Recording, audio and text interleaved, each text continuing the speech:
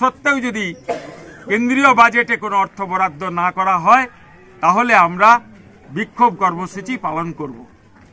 Ghatal master plan হলো না, বন্দর ব্রিজ নির্মাণের আপনাদের যে দাবি সেই দাবি অদূর ভবিষ্যতে কবে হবে জানি না, কিন্তু 4 জানুয়ারি 2024 4 জানুয়ারি দাসপুরে এসেছিলেন বিজেপি বিধায়ক হিরণ চট্টোপাধ্যায়। তিনি বলেছেন 1600 কোটি টাকা দেওয়া হয়েছে এবং জেলা শাসকের থেকে আপনারা খোঁজ নিতে পারেন, এবং তৃণমূল সরকারও বলেছে 500 কোটি টাকা খরচ হয়ে গেছে কিন্তু মাস্টার প্ল্যান হয় না। কি মনে করছেন, শুধুমাত্র রাজনৈতিক প্রতিশ্রুতি নাকি জেলা শাসকের দপ্তরে আপনারা খোঁজ নেবেন?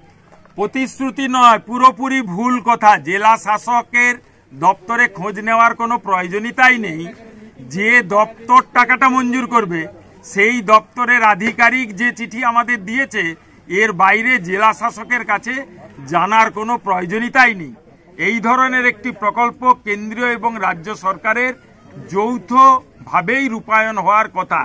ফলে রাজ্য সরকার ব্যতি রেখে জেলা শাসকের কাছে টাকা চলে আসবে, এটা যিনিই বলুন না কেন, যে চেয়ার থেকেই বলুন না কেন, সম্পূর্ণ মিথ্যে কথা বলছে। আমরা এর পেছনে হাঁটতে চাইছি না। ধন্যবাদ। তো দর্শক, এই মুহূর্তে দেখতে পেলেন যে বন্দর ব্রিজ নির্মাণ, সাহেবঘাট ব্রিজ নির্মাণ এবং ঘাটাল যে মাস্টার প্ল্যান সংগ্রাম কমিটি, 3 সংগ্রাম কমিটি কিন্তু আজ সঙ্গম বা মিলন ঘটেছিল ওনাদের। কিন্তু লোকসভা ভোটের উদ্দেশ্যে বা লোকসভা ভোটের নিরীক্ষে রাজ্য থেকে কেন্দ্র সবাই কিন্তু এনাদের এই সংগ্রামকে হাতিয়ার করেছেন এবং বারবার মিথ্যা প্রতিশ্রুতি দিয়েছেন। কারণ লোকসভা ভোটের আগে যে পঞ্চায়েত ভোট, যে পুরসভা ভোট এবং বিধানসভা ভোট কেটে গেল, সমস্ত ভোট চলে গেল, কিন্তু ঘাটাল মাস্টার প্ল্যান হলো না।